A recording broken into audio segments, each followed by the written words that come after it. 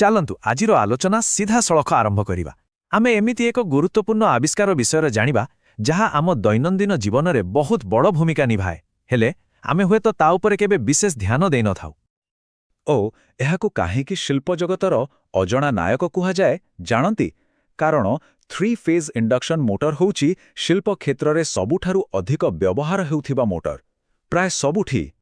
କିନ୍ତୁ ଏଠି ଗୋଟେ ବଡ଼ ପ୍ରଶ୍ନ ଆସୁଛି। ଏହାର ମୁଖ୍ୟ ଅଂଶଗୁଡ଼ିକ ଭିତରେ ତ କୌଣସି ସିଧାସଳଖ ସଂଯୋଗ ନଥାଏ। ତାହେଲେ ଏହା ଘୁରେ କେମିତି? ବାସ୍, ଏହି ଆଲୋଚନାରେ ଆମେ ସେହି ଶକ୍ତିଶାଳୀ ଯନ୍ତ୍ର ପଛରେ ଥିବା ସରଳ କିନ୍ତୁ ଚମତ୍କାର କୌଶଳକୁ ହିଁ ବୁଝିବାକୁ ଯାଉଛୁ। ତେବେ ଚାଲନ୍ତୁ ଆମର ପ୍ରଥମ ବିଭାଗକୁ ଯିବା। ଏହା କେମିତି କାମ କରେ ଜାଣିବା ପାଇଁ ଆଗେ ଏହାର ଭିତରର ଗଠନକୁ ଟିକେ ଭଲ ଭାବରେ ବୁଝିନେବା। ସବୁଠୁ ବାହାରେ ଥାଏ ଷ୍ଟେଟର। ନାଁରୁ ହିଁ ଜଣାପଡ଼ୁଛି ଏହା ସ୍ଥିର ରହେ, ମାନେ ଷ୍ଟେସନାରୀ। ଏହା ବିଦ୍ୟୁତ୍ ଶକ୍ତିକୁ ଗ୍ରହଣ କରେ ଆଉ ଏକ କାଷ୍ଟ ଆଇରନ୍ ଫ୍ରେମ୍ ଭିତରେ ଥାଏ। ଏହା କେଉଁ ଜିନିଷରେ ତିଆରି ତାହା ବି ବହୁତ ମହତ୍ତ୍ୱପୂର୍ଣ୍ଣ। ଦେଖନ୍ତୁ, ଏହାର କୋର୍ ତିଆରି ହୋଇଛି ସିଲିକନ୍ ଷ୍ଟିଲ୍ରେ। ଆକୃତି ହେଉଛି ଗୋଟେ ଖୋଲା ସିଲିଣ୍ଡର ପରି, ଆଉ ପୁରା ଫ୍ରେମ୍ଟା କାଷ୍ଟ ଆଇରନ୍ର। ଏଠି ସବୁଠୁ ମଜାଦାର କଥା କ'ଣ ଜାଣନ୍ତି? ଏହି ସବୁ ଜିନିଷକୁ ଏମିତି ହିଁ ବଛାଯାଇନି। ଏମାନଙ୍କର ବିଶେଷ ଚୁମ୍ବକୀୟ ଏବଂ ଗଠନମୂଳକ ଗୁଣ ପାଇଁ ହିଁ ଏମାନଙ୍କୁ ବ୍ୟବହାର କରାଯାଇଛି। ଆଚ୍ଛା, ତେବେ ଷ୍ଟେଟର ଭିତରେ କ'ଣ ଥାଏ? ସେଠି ଥାଏ ରୋଟର। ଏଇଟା ହେଉଛି ସେହି ଅଂଶ ଯାହା ପ୍ରକୃତରେ ଘୂରିଥାଏ ଆଉ ଯାନ୍ତ୍ରିକ କାମ କରେ। କିନ୍ତୁ ଏହା ଏତେ ସହଜରେ ଘୂରିପାରେ କେମିତି? ଏଇଠି କାମରେ ଆସେ ବଲ୍ ବିୟରିଂ। ରୋଟରକୁ ବଲ୍ ବିୟରିଂ ହିଁ ସାହାରା ଦେଇଥାଏ, ଯାହାଫଳରେ ଏହା କମ୍ ଘର୍ଷଣରେ, ମାନେ ଏକଦମ ସ୍ମୁଥ ଭାବରେ, ମୁକ୍ତ ଭାବେ ଘୂରିପାରେ। ତେବେ ଏ ଦୁହେଁଙ୍କୁ ଆମେ ଦୁଇଜଣ ମୁଖ୍ୟ ଖେଳାଳି କହିପାରିବା। ଷ୍ଟେଟର, ଯିଏକି ସ୍ଥିର, ସେ ଏକ ଘୂର୍ଣ୍ଣାୟମାନ ଚୁମ୍ବକୀୟ କ୍ଷେତ୍ର ତିଆରି କରେ। ଆଉ ରୋଟର, ଯିଏ ଘୁରୁଥାଏ, ସେ ସେହି ଚୁମ୍ବକୀୟ କ୍ଷେତ୍ରର ପିଛା କରେ। ଏମାନଙ୍କ ସମ୍ପର୍କ ବଡ଼ ସରଳ।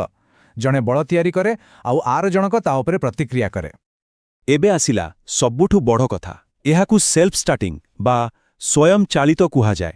କିନ୍ତୁ ଏହି ଯାଦୁ ହୁଏ କେମିତି? ଚୁମ୍ବକତ୍ୱର ଗତି କେମିତି ସୃଷ୍ଟି ହୁଏ? ଚାଲନ୍ତୁ ବୁଝିବା। ଏହାର ପ୍ରକ୍ରିୟା ବହୁତ ସିଧାସାଧା। ଦେଖନ୍ତୁ, ପ୍ରଥମେ 2-phase ସପ୍ଲାଏ ଷ୍ଟେଟରକୁ ଯାଏ। ଏହାପରେ ଷ୍ଟେଟରର ୱାଇଣ୍ଡିଂ ଏକ ଘୂର୍ଣ୍ଣାୟମାନ ଚୁମ୍ବକୀୟ କ୍ଷେତ୍ର ବା ରୋଟେଟିଂ ମ୍ୟାଗ୍ନେଟିକ୍ ଫିଲ୍ଡ ତିଆରି କରେ। ଯେତେବେଳେ ଏହି ଫିଲ୍ଡ ଘୁରେ, ସେ ରୋଟରରେ ଏକ କରେଣ୍ଟ ସୃଷ୍ଟି କରେ, ଆଉ ଶେଷରେ ରୋଟରର ନିଜ ଚୁମ୍ବକୀୟ କ୍ଷେତ୍ରଟି ସେହି ଘୁରୁଥିବା ଫିଲ୍ଡ ଦ୍ୱାରା ଟାଣି ହୋଇଯାଏ, ଆଉ ବାସ୍ ରୋଟର ଘୂରିବାକୁ ଲାଗେ। ଏହାକୁ ଆହୁରି ସହଜରେ ବୁଝିବା ପାଇଁ ଗୋଟେ ବଢ଼ିଆ ଉପମା ଅଛି। ଏହାର କାର୍ଯ୍ୟକାରିତା ଠିକ୍ ଗୋଟେ ଟ୍ରାନ୍ସଫର୍ମର ଭଳି, ଯାହାର ସେକେଣ୍ଡାରୀ କଏଲ୍ଟା ସର୍ଟ ସର୍କିଟ୍ ହୋଇଛି। ଏଠି ଷ୍ଟେଟର ହେଉଛି ପ୍ରାଥମିକ କଏଲ୍, ଆଉ ରୋଟର ହେଉଛି ସେହି ସର୍ଟ ସର୍କିଟ୍ ହୋଇଥିବା ସେକେଣ୍ଡାରୀ କଏଲ୍। ଏବେ ଦୁଇଟି ଶବ୍ଦକୁ ବୁଝିବା ଜରୁରୀ। ପ୍ରଥମଟି ହେଲା ସିଙ୍କ୍ରୋନାସ୍ ସ୍ପିଡ୍। ଏଇଟା କ'ଣ? ଏହା ହେଉଛି ଷ୍ଟେଟର ଦ୍ୱାରା ତିଆରି ହୋଇଥିବା ସେହି ଘୂର୍ଣ୍ଣାୟମାନ ଚୁମ୍ବକୀୟ କ୍ଷେତ୍ରର ଗତି। ଆମେ ଏହାକୁ ଗୋଟେ ଲକ୍ଷ୍ୟ ବା ଟାର୍ଗେଟ୍ ସ୍ପିଡ୍ ବୋଲି କହିପାରିବା, ଯାହାକୁ ରୋଟର ଧରିବାକୁ ଚେଷ୍ଟା କରୁଥାଏ। ଆଉ ଦ୍ୱିତୀୟ ଶବ୍ଦଟି ହେଲା ସ୍ଲିପ୍। ଏହା ହେଉଛି ସିଙ୍କ୍ରୋନସ୍ ସ୍ପିଡ୍ ଆଉ ରୋଟରର ପ୍ରକୃତ ଗତି ଭିତରେ ଥିବା ଫରକ। ମନେ ରଖିବାର କଥା ହେଲା, ରୋଟର ସବୁବେଳେ ଟିକେ ଧୀରେ ଘୁରେ। ସେ କେବେ ବି ସିଙ୍କ୍ରୋନସ୍ ସ୍ପିଡ୍ରେ ପହଞ୍ଚି ପାରିବନି। କାହିଁକି? କାରଣ ଯଦି ଦୁହିଁଙ୍କର ଗତି ସମାନ ହୋଇଯିବ, ତାହେଲେ ଇଣ୍ଡକ୍ସନ୍ ହିଁ ହେବନି, ଆଉ ମୋଟରକୁ ଘୁରାଇବା ପାଇଁ ଯେଉଁ ଟର୍କ ବା ବଳ ଦରକାର, ତାହା ତିଆରି ହିଁ ହେବନି। ଆଚ୍ଛା, ଇଣ୍ଡକ୍ସନ୍ ମୋଟର ବିଷୟରେ ଏତେ କଥା ତ ଜାଣିଲେ, କିନ୍ତୁ ସବୁ ଇଣ୍ଡକ୍ସନ୍ ମୋଟର ଗୋଟିଏ ପ୍ରକାରର ନୁହେଁ। ମୁଖ୍ୟତଃ ଏଗୁଡ଼ିକ ଦୁଇଟି ଅଲଗା ଅଲଗା ଡିଜାଇନ୍ରେ ଆସେ, ଆଉ ଦୁହିଁଙ୍କର କାମ ବି ଅଲଗା। ଏ ଦୁଇଟି ହେଲେ ସ୍କ୍ୱିରିଲ୍ କେଜ୍ ମୋଟର ଆଉ ସ୍ଲିପ୍ ରିଂ ମୋଟର। ଏ ଟେବୁଲକୁ ଦେଖିଲେ ସ୍ପଷ୍ଟ ଜଣାପଡ଼ୁଛି। ସ୍କ୍ୱିରିଲ୍ କେଜ୍ ମୋଟରର ରକ୍ଷଣାବେକ୍ଷଣ ବହୁତ କମ୍, କିନ୍ତୁ ତାର ଷ୍ଟାର୍ଟିଂ ଟର୍କ ବି କମ୍। ଅନ୍ୟପଟେ ସ୍ଲିପ୍ ରିଂ ମୋଟରର ଷ୍ଟାର୍ଟିଂ ଟର୍କ ବହୁତ ଅଧିକ, ହେଲେ ରକ୍ଷଣାବେକ୍ଷଣ ଟିକେ ଜଟିଳ। ସେଥିପାଇଁ ଏହାକୁ କ୍ରେନ୍ କିମ୍ବା ଅନ୍ୟ ଭାରୀ କାମରେ ଲଗାଯାଏ। ତେବେ ସ୍କ୍ୱିରିଲ୍ କେଜ୍ ସରଳ ଓ ନିର୍ଭରଯୋଗ୍ୟ, ଆଉ ସ୍ଲିପ୍ ରିଂ ହେଉଛି ଜଣେ ଶକ୍ତିଶାଳୀ ସ୍ପେଶାଲିଷ୍ଟ। ଭଲ କଥା। ତେବେ ମୋଟର ତ ଘୂରିଲା, କିନ୍ତୁ ଏହାର ଗତିକୁ କ'ଣ ନିୟନ୍ତ୍ରଣ କରିହେବ? ହଁ, ନିଶ୍ଚୟ।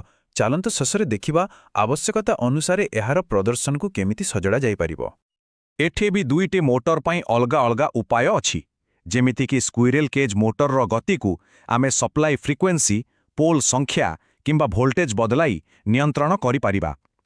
କିନ୍ତୁ ସ୍ଲିପ୍ ରିଂ ମୋଟର କ୍ଷେତ୍ରରେ ରୋଟର ସର୍କିଟ୍ରେ ପ୍ରତିରୋଧ ବା ରେଜିଷ୍ଟାନ୍ସ ଯୋଗ କରି ତାର ଗତିକୁ ନିୟନ୍ତ୍ରଣ କରାଯାଏ। ତେବେ ସ୍ପଷ୍ଟ ଯେ ଅଲଗା ନିର୍ମାଣ ପାଇଁ ଗତି ନିୟନ୍ତ୍ରଣର ଉପାୟ ବି ସମ୍ପୂର୍ଣ୍ଣ ଅଲଗା। ତେବେ ଏହି ପୂରା ଆଲୋଚନାରୁ ଆମେ କ'ଣ ଶିଖିଲେ? କିଛି ମୁଖ୍ୟ କଥା। ପ୍ରଥମତଃ ଏହା ସ୍ୱୟଂ ଚାଳିତ, ମାନେ କେବଳ ବିଦ୍ୟୁତ୍ ଚୁମ୍ବକତ୍ୱରୁ ହିଁ ଗତି ସୃଷ୍ଟି କରେ। ଦ୍ୱିତୀୟରେ ଏହା ବହୁତ ମଜବୁତ ଆଉ ସରଳ, କାରଣ ଏହାର ଅଂଶ କମ୍, ତେଣୁ ଏହା ବହୁତ ନିର୍ଭରଯୋଗ୍ୟ। ଆଉ ତୃତୀୟରେ ଏହାର ଦୁଇଟି ମୁଖ୍ୟ ପ୍ରକାର ଅଛି, ସାଧାରଣ କାମ ପାଇଁ ସ୍କୁରେଲ କେଜ୍ ଆଉ ଅଧିକ ଟର୍କ ଦରକାର ହେଲେ ସ୍ଲିପ୍ ରିଂ। ତେବେ ଶେଷରେ ଗୋଟିଏ ପ୍ରଶ୍ନ ମନକୁ ଆସେ। ଆଜିର ଏହି ଜଟିଳ ଇଲେକ୍ଟ୍ରୋନିକ୍ସର ଯୁଗରେ ଏହି ସରଳ କିନ୍ତୁ ଏତେ ଚମତ୍କାର ଯନ୍ତ୍ରରୁ ଆମେ ଆଉ କ'ଣ ଶିଖିପାରିବା? ଏହାର ଦକ୍ଷତା, ନିର୍ଭରଯୋଗ୍ୟତା ଆଉ ସରଳତାର ସିଦ୍ଧାନ୍ତ ଆଜି